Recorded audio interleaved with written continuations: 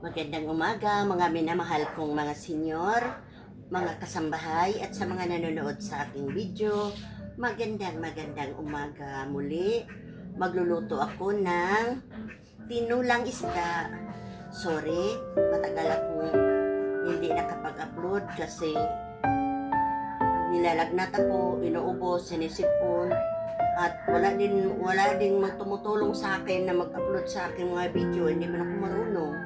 Kasi yung nag-volunteer sa akin, sobrang busy, kaya acquaintance daw niya. At saka walang tumutulong sa akin. At saka nilagnat din ako, parang yung ano ko, yung kidney ko, parang matake yung kidney ko, nakakasakit yung ano bang tawag ko, yung dito ba, yung backpain ko na sobrang sakit, baka yung kidney ko, wag naman sana. Kasi yun ang sinabi ng doktor, kung ayaw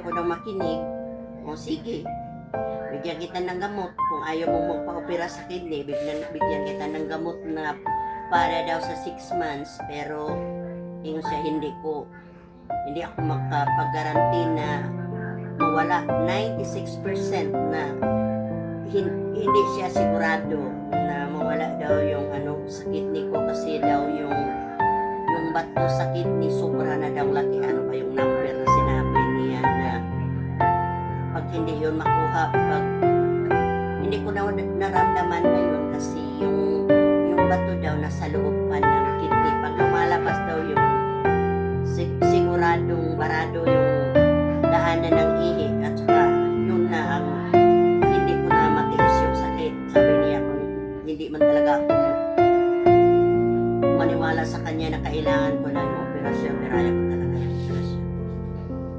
Sige na, yun lang naman ang hiningi ko sa Panginoon, kung ano man yung kidney ko, pero wag lang sana akong matagal na pumanaw. Basta okay na yun, yung edad ko, okay na ako nun. 66 na yung October, naku. Yung siguro sobrang sakit yung dito ko, at saka naman yung waiter ko, pag sobra yung ubo ko, parang napakahirap makahinga. Kailangan ko pa yung unan ko na idubol-dubol ko na makahinga. Pero okay pa rin ako. Huwag kayong mag-alala. Basta andyan kayo. Kasi sabi pa nga ng paring na hindi na yung nagalingan ng tao, hindi yung sabihin na ng tao na stage 4 ka na, ng doktor na stage 4 ka na, o mamamatay ka na. Pero pag ang nakapaligid sa iyo, yung makita mo ba yung pagmamahal, pagsuporta, parang hindi mo maramdaman yung sakit. Siguro madagdagan ng kunti yung buhay mo, pero okay na ako. At sa mga katulad ko rin na may sakit, huwag niyong alalahanin yung sakit niyo, kasi sa pag-alala, kahit 1,000,000 pa tayo mag-alala, yung pag-alala natin wala mong magagawa.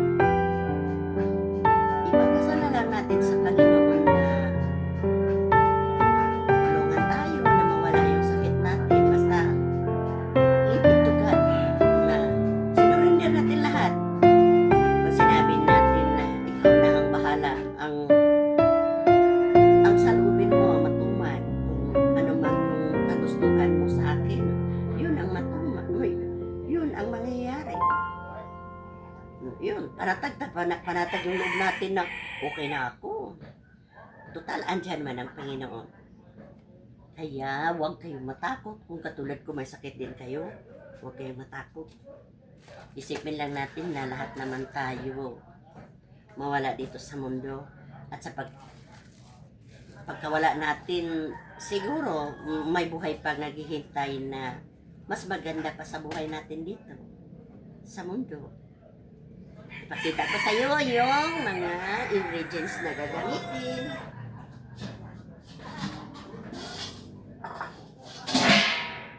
yung isda. Siyempre, kamatis, luya.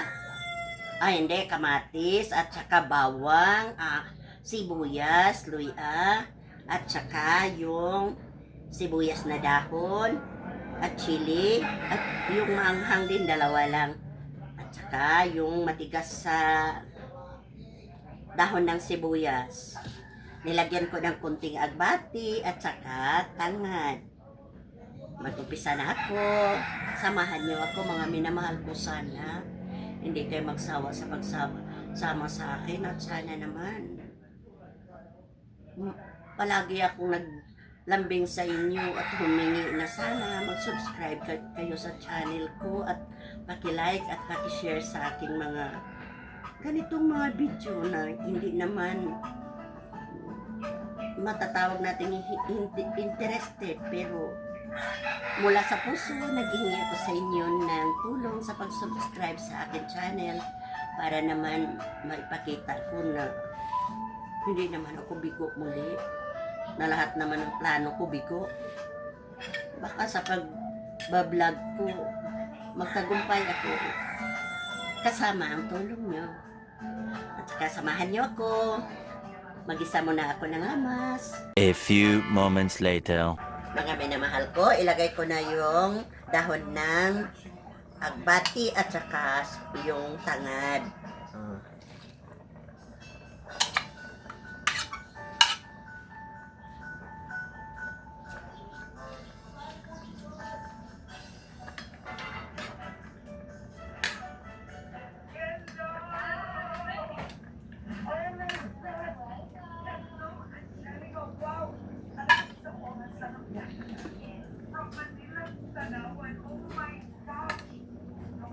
Mga minamahal ko, time to taste na. Tikman natin kung tama na ba yung